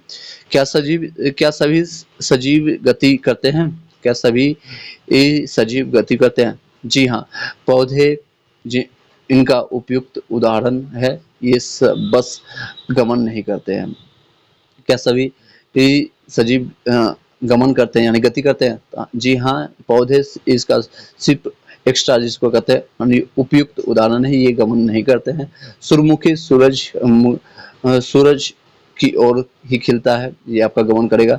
सजीव की प्रजातियां भी अस्तित्व में रहती है, और सजीव की प्रजातियां भी अस्तित्व में तभी रहती है जब उसमें सदस्यों के में प्रजनन होता रहता है, यानी इसकी प्रजनन एक बाइफर्केशन, जिसको लाइफ साइकिल कहते हैं, ये चलते रहना चाहिए। कुछ ऐसे निर्जीव जो गति करते हैं, जैसे कि कार, साइकिल, घड़ी, नदी, ये सारे लोग भी गति करते हैं, लेकिन इसको इंजन के टर्म में करते हैं, इसको निर्जीव कहते हैं। नेक्स्ट अध्याय पर करते हैं, इसको दोबारा रिपीट कर लीजिएगा। इंपॉर्टेंट ज़्यादा उतना नहीं था, इसमें ज़्यादा कोई क्वेश्चन आता नहीं है। आप सिर्फ प्रजनन, ये सारी चीज़ें हैं, श्वसन क्रिया, क्या क्या चीज़ें हैं, ये आप देख लीजिएगा, सुन लीजिएगा दोबारा। नेक्स्ट अध्याय पर चलते हैं, क्योंकि बहुत सारे कंटेंट आपको डिलीवर करना है। आपका सजीवों में अनुकूलन, अध्याय 11 है, सजीवों में अनुकूलन। ऊँट को रेगिस्तान का जहाज कहा जाता है। अब ऊँट अपनी नाव को अपनी मर्जी से खोल या बंद कर सकता है। ऊँट अपनी नाव जो ऊपर का है, उसको अपनी मर्जी से खोल और बंद कर सकता है। ऊँट अपने कुंवर में भोजन चर्बी के रूप में जमा रखता है। ऊँट अपने कुंवर में भोजन चर्बी के रूप में जमा करके रहता है। रेगिस्तान में नागफनी नामक पौधा लवणीय जल खरे पानी में रहते हैं, और श्वसन के लिए जल में धूली ऑक्सीजन का उपयोग करते हैं। रेगिस्तान में नागफनी नामक पौधा लवणीय जल खरे पानी में रहते हैं। रेगिस्तान में नागफनी नामक पौधा लवणीय जल खरे पानी में रहते हैं, और श्वसन के लिए जल में धूली ऑक्सीजन का उपयोग करते हैं। मछली का शरीर नौकाकार धारा रेखीय होता है, इसके बारे में मैंने बता रखा है। शरीर सल्कों से ढका रहता है, जो सुरक्षा देता है। एक सजीव को जहाँ से भोजन, सन्नासस्त और एवं अन्य आवश्यकता पूरी होती है, उसे वास स्थान कहते हैं। एक शरीर जहाँ से भोजन, सन्नास्थल एवं अन्य आवश्यकता पूरी होती है, उसे वास स्थान कहते हैं। स्थलीय वास स्थान किसे कहते हैं? जैसे स्थलीय वास स्थान, जैसे वन, घास के मैदान, रेगिस्तान, पर्वतीय स्थल, ये वन स्थल है। और जलीय वन स्थल, जिसमें नदी, पौधा, समुद्र, ये जलीय वास स्थल। अस्थायी अनुकूल को पर्यानुकूल कहते हैं, अस्थायी अनुकूल को पर्यानुकूल कहते हैं। कुछ पर्वतीय क्षेत्रों में रहने वाले लोग में जन्म से ही फेफड़ों की क्षमता अधिक होती है, यानी फेफड़ों की क्षमता अधिक होता है, क्योंकि पर्वतीय क्षेत्रों में ऑक्सीजन की मात्रा कम होती है और ये अनुवांशिक अनुकूलन कहलाता है। जैसे उत्तराखंड हो गया, ये इन सारी जगहों में कुछ पर्वतीय क्षेत्र जितने भी हैं, रहने वाले लोगों में जन्म से फेफड़ों की क्षमता अधिक होती है, क्योंकि पर्वतीय क्षेत्रों में ऑक्सीजन की मात्रा कम होती है और ये अनुवांशिक अनुकूलन कहलाता है।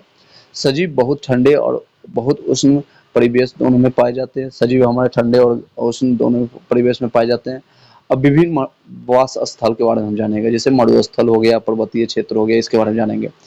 तो मरुस्थल के बारे में, दिन में तेज गर्मी एवं रात अधिक ठंडी होती है। रेगिस्तान पौधे हैं, जैसे कि इसमें रेगिस्तानी पौधे होते हैं, नागफनी, बबूल, धृत कुमारी, ये सारे रेगिस्तानी पौधे यहाँ पर उपलब्ध होती हैं।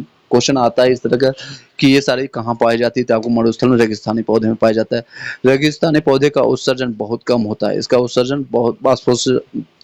बाष्पोत्सर्जन बहुत कम होता है। पर्वतीय क्षेत्र बहुत ठंड और हिमपात होता है यहाँ पर पर्वतीय क्षेत्र में। वृक्ष शंक्वाकार होता है। कुछ ही पत्तियां सुई के समान होती है, कुछ की पत्तियां सुई के समान होती है, यानी वो अगर पत्तियों को छुएंगे तो सुई की तरह आपको लगेगा। याक जानवर पाए जाते हैं यहाँ पर, उनकी मोटी त्वचा होती है और फर ठंड से उनका बचाव करती है। मोटी त्वचा जो होती है और उसको बहुत अधिक ठंड होता है तो उससे बचाव करती है। याक के शरीर पर लंबे बाल होते हैं। ऊंचाई के अनुसार जीवों के अनुकूल में विविधता दिखाई देती है। ऊंचाई के अनुसार जीवों के अनुकूलता में देखने को मिलता है। नेक्स्ट है घास स्थल। घास स्थल में रहने वाले जीव शेर, हिरन आदि हैं। घास स्थल में रहने वाले जितने भी जीव शेर और हिरन आते हैं। शेर का मटमैला रंग उसे घास के सूखे मैदान में छिपाया आदि है। शेर का जो मटमैला रंग आपको देखने को मिलता है वो घास के सूखे मैदानों में छिपाने के लिए उसका यूज होता है। पौधे की को कठोर तनों को चबाने के लिए हिरन के दांत मजबूत, उसके लंबे कान, उस शिकारी के उपस्थिति एवं लंबे पैर तेज भागने में मदद करते हैं। पौधे के कठोर तनों को चबाने के लिए हिरन के बारे में बताया रहा है, तो उसके दांत मजबूत होते हैं और उसके लंबे कान, शिकारी आने वाला है तो उसको दूर से पता चल जाता है, आवाज हो जाता है, सुनाई देता है, और लंबे पैर उसके तेज भागने के मदद करता है। आपने देखा होगा, रामायण आपने देखा होगा, तो जब राम हिरन की करते हैं तो वो आस्ते आस्ते एकदम खाली पैर उनके पीछे दौड़ते हैं।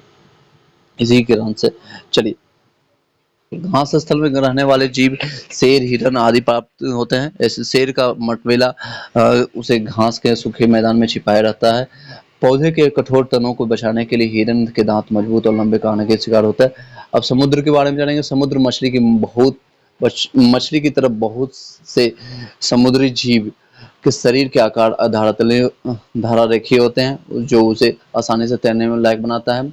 Squid, octopus squid and octopus जैसे कुछ समुद्री जीव का शरीर धारारेखीय आकार का नहीं होता है, लेकिन तैरने वक्त खुद का धारा रेखीय आकार बना लेता है। जिससे ये ऑक्टोपस आपने देखा होगा, स्क्विड आप गूगल सर्च कर लीजिए। जैसे कुछ ये ऐसे समुद्री जीव का शरीर होता है जो कि धारा रेखीय का आकार नहीं होता है, लेकिन तैरने पर वक्त वो अपना धारा रेखीय का आकार का बना लेता है। जल से सांस लेने के लिए गलफड़े यानी क्लेम होते हैं। डॉल्फिन एवं व्हेल जो व्हेल होता है, जैसे कुछ समुद्री जंतुओं में गिल नहीं होते हैं। डॉल्फिन एवं व्हेल जो होते हैं जैसे कुछ समुद्री जंतुओं में गिल नहीं होते हैं। ये सिरा पर स्थित नाशुदार एवं वात छिद्रों द्वारा श्वास लेते हैं। ये सिर पर स्थित नाशुदार एवं वात छिद्रों द्वारा श्वास लेते हैं। ये समय समय पर जल के सतह आकर सांस भरते हैं। समय समय पर क्या होता है, जल के स्तर पर आ जाता है और ऊपर सांस ले भरते हैं। ये सारी चीजें हैं। तालाब एवं झील के बारे में सुन लीजिए। तालाब एवं झील, जलीय पौधों को जड़ें आकार में बहुत छोटी होती है। उनका मुख्य कार्य पौधों की तलचट्टी से में जमा रखना होता है। जलीय पौधे में की जड़ें आकार में बहुत छोटी होती है और इनका मुख्य कार्य होता है पौधे की तलचट्टी में जमाए रखना। इनका तना लंबा, खोखला एवं हल्का होता है। उदाहरण के तौर पर कमल के फूल जो होते हैं, जलकुंभी होते हैं, ये इसका सारा क्या होता है, तना लंबा होता है, खोखला होता है और हल्का होता है। मेढक के पैर में जलायुक्त पादन गुलियां होती है। मेढक के पैर में देखेंगे आप, जल भरा रहता है, जलायुक्त रहता है और पादा गुलियां होती है, और जो उन्हें तैरने में मदद करता है, उन्हें तैरने में मदद करता है। नेक्स्ट है अध्याय 12 है दूरी मापन एवं गति। दूरी मापन एवं गति। 1 गज बराबर होता है 3 फुट के बराबर होता है। 1 गज बराबर 3 फुट। 1 गज बराबर 12 इंच का होता है। 1 गज बराबर 12 इंच। 220 गज होता है 1 फ्लाइंग के बराबर होता है। 1 फ्लाइंग के बराबर होता है। 8 फ्लाइंग के बराबर होता है 1 मील के बराबर। 1 मीटर बराबर होता है 100 सेंटीमीटर का। 1 सेंटीमीटर बराबर होता है 10 मिलीमीटर का होता है। 1 इंच बराबर होता है 2.54 सेंटीमीटर का होता है। 1 गज बराबर होता है 3 फुट या फुट का जो भी होता है। 1 गज बराबर 3 फुट के आसपास होता है। फिर से बता देता हूँ, 1 गज बराबर 3 फुट का होता है। फीट या फुट दोनों सेम ही होता है। 1 फुट बराबर होता है 12 इंच का, 12 इंच का आप, और 220 गज आपका होता है। 220 गज आपका 1 फ्लाइंग के बराबर होता है। 8 फ्लाइंग बराबर होता है 1 मील के बराबर। 1 मीटर बराबर होता है 100 सेंटीमीटर। 1 सेंटीमीटर बराबर होता है 10 मिलीमीटर का। 1 इंच बराबर होता है 2.54 सेंटीमीटर का। 1 गज बराबर होता है 3 फीट या फुट के बराबर। मीटर की लंबाई का एसआई मात्रक, लंबाई, मीटर को लंबाई का एसआई मात्रक कहते हैं, यानी मीटर जो है लंबाई का एसआई मात्रक है। गति किसी वस्तु की स्थिति में परिवर्तन जैसे दिखाई देती है। गति किसी वस्तु की स्थिति में परिवर्तन जैसे दिखाई देती है। पेंडुलम की गति को आवर्त गति कहते हैं। पेंडुलम की गति को आवर्त गति कहते हैं। वृत्तीय आकाश की गति को वर्तुल गति या फिर घूर्णन गति कहते हैं। वृत्तीय आकृति को आकाश की गति को वर्तुल या फिर घूर्णन गति कहते हैं। घूर्णन गति में वस्तु स्वयं अपने अक्ष या किसी अक्ष के परितः घूमती है। प्रकाश के बारे में जानते हैं। हम किसी भी वस्तु को प्रकाश की उपस्थिति में देख सकते हैं। प्रकाश हमेशा सीधी रेखा में गमन करता है। ये क्वेश्चन आता है प्रकाश कैसे गमन करेगा, आपको ऑप्शन कुछ भी मिलेगा तो मारिएगा सीधी रेखा में। प्रकाश का टकरा कर लौटना या परावर्तन कहलाता है। टकरा कर लौटता है उसको परावर्तन कहते हैं। स्रोत जो आपको मिलते हैं, स्रोत से प्राप्त हुए प्रकाश की किरण को आपतित किरणें कहते हैं। आपतित किरणें यानी परावर्तन, स्रोत से प्राप्त हुए प्रकाश की किरण को आपतित किरण कहते हैं। जब आपतित किरण को परावर्तन होता है तो उसे परावर्तित किरण कहते हैं। सूर्य प्रकाश को प्राकृतिक स्रोत है। सूर्य जो है, सूर्य का प्रकाश एक प्राकृतिक स्रोत है। सूर्य का प्रकाश हमारा एक प्राकृतिक स्रोत है।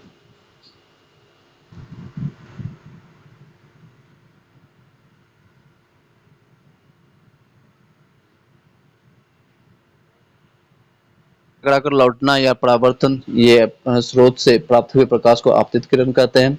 जब आपतित किरण का परावर्तन होता है तो उसे परावर्तित किरण कहते हैं। आपतित किरण से किरण का परावर्तन होता है तो उसे परावर्तित किरण कहते हैं। सूर्य प्रकाश के लिए एक प्राकृतिक स्रोत होता है। जब किसी अपारदर्शी वस्तु को प्रकाश में रखते हैं जो फलतः अपनी तरह आकृति बनाती है, उसे छाया कहते हैं। जब किसी अपारदर्शी वस्तु को किस प्रकाश में रखते हैं तो फलतः उसी तरह आकृति बनाता है, उसे छाया कहता है। छाया किसको कहते हैं, जब किसी अपारदर्शी, यानी पारदर्शी रहता है तो अगर जैसे शीशा रखेंगे तो उससे तो सारा ट्रांसफर हो जाएगा रेज और उसका सारा किरण। लेकिन अपारदर्शी वस्तु जैसे कि हम अपारदर्शी होते हैं, या कुर्सी टेबल मनुष्य कोई भी हो, उसकी जो फलता आकृति सेम आकृति बनती है उसको छाया कहते हैं। छाया का आकार प्रकाश के स्रोत की दिशा की ओर होता है या दूरी एवं आकार पर निर्भर करता है। पर उसके प्रकाश के स्रोत के पर की दिशा पर निर्भर करता है और दूरी और आकार पर निर्भर करता है। अगर दूर से है प्रकाश तो छोटा सा दिखेगा और नजदीक में दिखाएंगे तो बड़ा वो वस्तु दिखेगा। छाया दिखाई दे सकती है जमीन, पर्दा, जमीन या दीवार पर भी दिखेगा। नेक्स्ट है पढ़ेंगे अध्याय 14, बल्ब जलाओ जगमग जग जगभग जगभग, ये आपका टॉपिक का नाम है। और इसमें अध्याय पढ़ते हैं। सेल के 2 सिरे हैं, ध्रुव होते हैं, धन ध्रुव और ऋण ध्रुव। यानी सेल 2 सिरों के तौर पर सीधा नहीं जोड़ना चाहिए, नहीं तो सेल मिनटों में खत्म हो जाएगा। जो आपको होता है दोनों एक सिरे में जोड़ेंगे तो मिनटों में खत्म हो जाएगा। बिजली का परिपथ के बारे में, सेल के तार से बल्ब में, फिर बल्ब से होकर करके तार के जरिए सेल के दूसरे सिरे को तक धारा के प्रवाहित होने का एक पूरा चक्कर परिपथ सर्किट कहते हैं। जिस वस्तु या पदार्थ के बीच में जोड़ने से बल्ब जलता है उसे विद्युत चालक कंडक्टर कहते हैं, जैसे कि लोहे की चाबी, तांबा का तार इत्यादि। जिस वस्तु को सर्किट के बीच में रखने से बल्ब नहीं जलता है उसको कुचालक कहते हैं, उसको कुचालक कहते हैं। जैसे कि एग्जांपल में रबर, प्लास्टिक, ये सारे कुचालक है। विद्युत धारा का कुचालक होता है हवा जो होता है हमारा विद्युत धारा का कुचालक होता है। अगर हवा में धारा पहुंचने लगेगी तो हम सभी लोग तुरंत ही मर जाएंगे, अगर हवा में धारा पहुंचने लगेगी तो, यानी कि करंट। विद्युत धारा से बल्ब का कुंडल इतना गर्म हो जाता है कि उसमें रोशनी निकलने लगता है। कुंडल जहाँ से को फिलामेंट जिसको कहते हैं। विद्युत धारा से बल्ब का कुंडल इतना गर्म हो जाता है कि उसमें से रोशनी निकलने लगती है। बल्ब का कुंडल टंगस्टन का बना होता है। क्या चीज़ का बना होता है? टंगस्टन का। ये क्वेश्चन आता भी है, जो बल्ब का फिलामेंट या कुंडल किस का बना होता है? तो फिलामेंट होता है उसका टंगस्टन का बना होता है। बल्ब का आविष्कार कौन किया? थॉमस एल्वा एडिसन ने किया था। थॉमस एल्वा एडिसन के बारे में, जीवन के बारे में 1000 से अधिक उसने आविष्कार किए थे। यानी थॉमस एडिसन ने अपने जीवन काल में 1000 से अधिक आविष्कार किए हैं। इसके बारे में बुक में नोट किया हुआ। नेक्स्ट अध्याय है आपका 15, चुंबक के बारे में हम जानेंगे।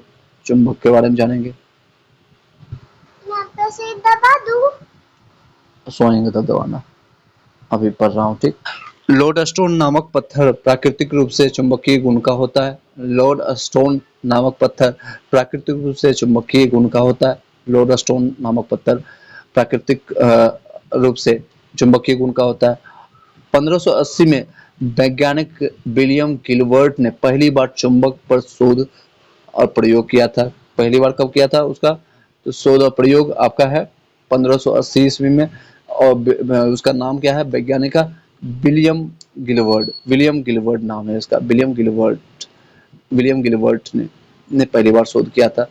जो चुंबक की ओर खींचती है उसे चुंबकीय वस्तु कहते हैं, मैग्नेटिक ऑब्जेक्ट कहते हैं। जैसे ऑप्शन में आ जाएगा, जैसे लोहा, ये आपको मैग्नेटिक, इसको कहते हैं चुंबकीय ऑब्जेक्ट कहेंगे। जो चुंबक की ओर नहीं खींचता है उसे अचुंबकीय वस्तु कहेंगे, नॉन मैग्नेटिक ऑब्जेक्ट कहते हैं। जैसे प्लास्टिक, रबर, उसको चुंबक के पास खींचेंगे तो नहीं आएगा। चुंबक के ध्रुवीय हिस्से में चुंबकीय गुण ज्यादा होता है। इसके 2 ध्रुव है, उत्तरी ध्रुव और दक्षिणी ध्रुव है।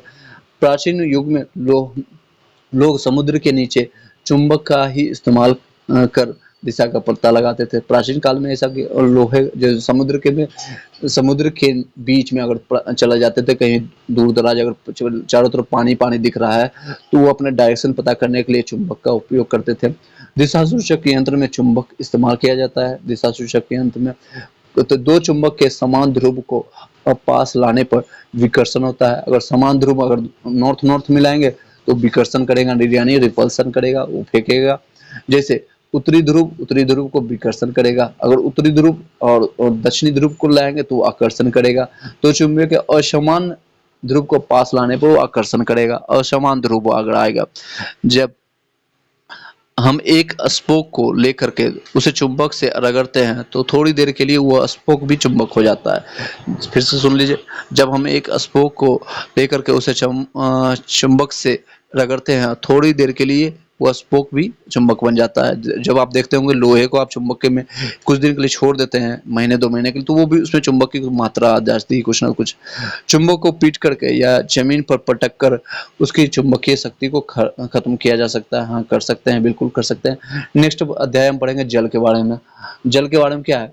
जल के मुख्य स्रोत क्या है? कुआं, नल, चापाकल, नदियां, झरने, तालाब, ये इत्यादि जल के ये सारे स्रोत हैं। पृथ्वी का अधिकांश हिस्सा समुद्री या महासागरों से घिरा हुआ है। पृथ्वी का 2/3 भाग यानी 66% जल से घिरा हुआ है। पृथ्वी को कुल जल की मात्रा आपकी इस क्या 3 भाग जल से घिरा होता है। पृथ्वी का कुल जल की मात्रा 97.5% खारा जल पाया जाता है। जितने भी जल हैं उसमें से उसका 97.5% खारा जल है, जो कि खारा जल हम पी नहीं सकते, समुद्री जल जिसको कहते हैं।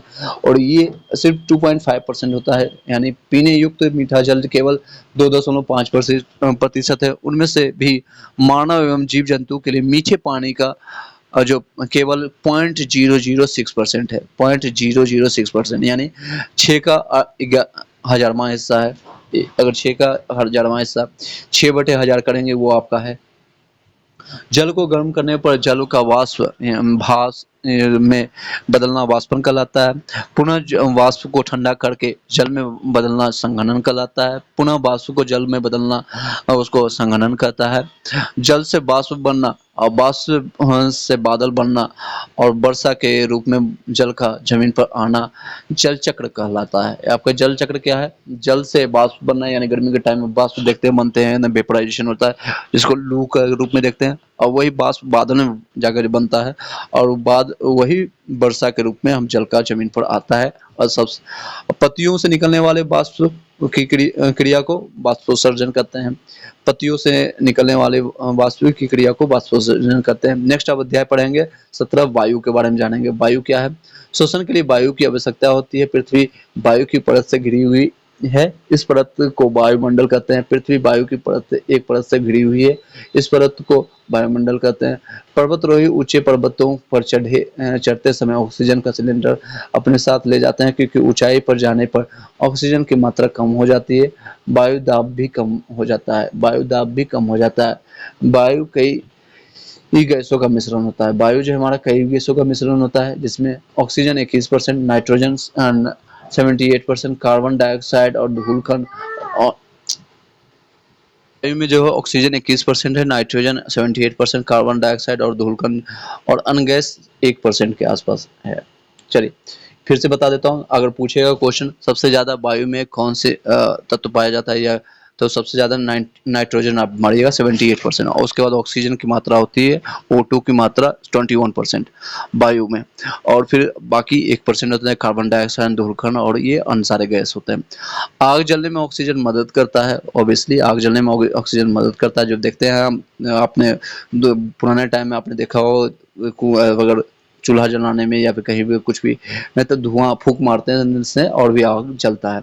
नाइट्रोजन की मात्रा वायु का लगभग 4/5वां भाग होती है, यानी लगभग 80% मान के चलिए। वही नाइट्रोजन की मात्रा वायु में 80% के आसपास, 78% यहाँ पर लिखा हुआ है, 78% है। चूना जल में फूंक मारने से दूधिया रंग कार्बन डाइऑक्साइड की वजह से होता है। अरे चूना जल में फूंक मारने से दूधिया रंग निकलता है और कार्बन डाइऑक्साइड गैस की वजह से होता है। ये किसके कारण होता है? तो कार्बन डाइऑक्साइड की वजह से होता है फूंक मारने से, क्योंकि हम जो फूंकते हैं वो हमसे ज़्यादा मात्रा हमसे CO2 निकलता है, कार्बन डाइऑक्साइड निकलता है और ये दूधिया रंग का दिखता है चूना जल में। नेक्स्ट है जल में वायु घुली होती है। जल में जो है वायु घुली होती है। जल में आप देखते होंगे वायु घुली होती है, इसी कारण मछली और ये जितने जलीय जंतु हैं वहां से सांस लेता है। चलिए नेक्स्ट अध्याय है 18 ठोस कचरा प्रबंधन। ठोस कचरा प्रबंधन, और इसके साथ ये बुक आपका कंप्लीट हो जाएगा। लास्ट अध्याय है ठोस कचरा प्रबंधन। कचरा दो प्रकार के होते हैं, सड़ने वाला, एक नहीं सड़ने वाला। हरे कूड़ेदान में सड़ने वाला होता है और नीले जो आपको डालते हैं कचरा होता है सड़ने वाला, नहीं सड़ने वाला। हरे कचरे में सड़ने वाला डालते हैं, नीले कचरे में नहीं सड़ने वाला डालते हैं। पूर्णतः गलने वाला कचरा परिवर्तित होकर के खाद बनता है, इससे कंपोस्ट खाद कहते हैं। पूर्णतः गलने वाला कचरा को परिवर्तित होकर के खाद बनता है, उसे कंपोस्ट कहते हैं। पुनः चक्रण पुराने बेकार की चीजों को फिर से इस्तेमाल युक्त बनाने के लिए पुनः चक्रण कहलाता है। पुनः चक्रण किसको कहते हैं? पुराने बेकार चीजों को फिर से इस्तेमाल युक्त बनाने, जैसे कि कुर्सी का, प्लास्टिक का कोई चीज होता है उसको दोबारा से कंपोज करके बनाते हैं, इसको इस्तेमाल करते हैं, उसको पुनः चक्रण कहलाते हैं। नेक्स्ट है आपका पॉइंट्स, आपका सुनिएगा, बर्मी कंपोस्ट। बर्मी कंपोस्ट खाद क्या होता है? पौधे और जंतुओं के मृत शरीर एवं जैव विघटीय पदार्थों को केचुए की मदद से खाद बना करके बर्मी कंपोस्ट कहलाता है। इसको फिर से बताता हूँ, पौधों और जंतुओं के मृत शरीर और जैव विघटीय पदार्थों के केचुओं की मदद से खाद बनाना, इसको बर्मी कंपोस्ट कहलाता है। पौधों और जंतुओं के मृत शरीर और जैव विघटीय पदार्थों का केचुओं की मदद से खाद बनाना बर्मी कल्चर कहलाता है। कचरा प्रबंधन। कचरा प्रबंधन के लिए रिफ्यूज, रिड्यूस, रिसाइकल, रीयूज को अपनाना चाहिए। जीवक क्या होता है? जीवक महात्मा बुद्ध के चिकित्सक थे। जीवक जो आपका है महात्मा बुद्ध के चिकित्सक है। जीवक के माता का नाम शीलावती था। जीवक के माता का नाम शीलावती था। और जीवक, आपका इसमें पॉइंट दिया हुआ है तब सुन लीजिए। जीवक ने आयुर्वेद का अध्ययन तक्षशिला से किया था। तक्षशिला आप बता सकते हैं कहाँ से? बिंबिसार का इलाज भी जीवक ने किया था। औषधि चिकित्सा के अलावा जीवक शल्य चिकित्सा के लिए भी ज्ञात था। इस वजह से इन्हें कुमार भक्ष भी कहा जाता था। कुमार भक्ष। जीवक के बारे में 2 लाइन यहाँ पर पढ़ लीजिए। जीवक महाबुद्ध के समकालीन था, महाबुद्ध के चिकित्सक का काम करता था। और जीवक के माता का नाम शीलावती था।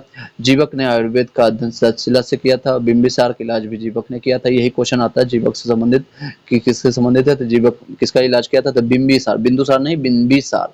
ओके, बिंबिसार, बो आएगा, ठीक है, बिंदु नहीं लगाना है।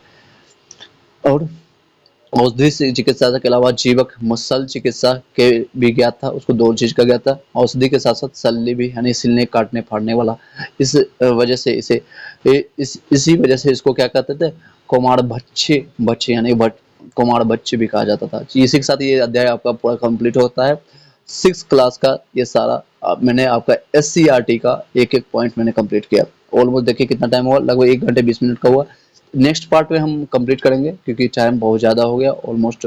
नेक्स्ट पार्ट में हम 7 क्लास का कंप्लीट करेंगे, फिर आपका 8 क्लास का करेंगे कंप्लीट, और फिर उसके बाद 9 क्लास का और 10 क्लास का। इस तरह से आएगा लगभग 1-1 घंटा 2-2 घंटे का मास्टर वीडियो रहेगा। इसका एक प्ले लिस्ट बना देंगे हम आपका टेलीग्राम, आपका यूट्यूब चैनल पर। टेलीग्राम व्हाट्सएप ग्रुप में आप जरूर जाइएगा, सारे वीडियोज आपको वहाँ पर प्रोवाइड होता है। आपको वहाँ से आप मिलता जाएगा। चलिए अब सीधे इसको हम कंप्लीट करते हैं, नस्त नाबूद करते हैं। और जो BPSC की जो भी तैयारी एग्जामिनेशन देने जा रहे हैं उन सभी को ऑल द बेस्ट फ्रेंड। पेट्रोज लाइव ग्रोइंग इंडिया की टीम से सभी लोग की तरफ से आप लोग को शुभकामनाएं हैं। अच्छे से एग्जामिनेशन दीजिए। जितना भी नंबर आता है नेगेटिव मार्किंग को मारने की कोशिश मत कीजिए, डरिए मत। सभी लोगों का यही स्थिति है। 40 नंबर 50 नंबर जो आता है, जितना भी आता है 60 70 10 नंबर 20 नंबर बढ़ जाएगा। लास्ट अभी 15 दिन है, उसको नस्त नाबूद कर दीजिए। Thank you so much. Video like करके सब्सक्राइब करके बेल घंटे दबा लीजिएगा।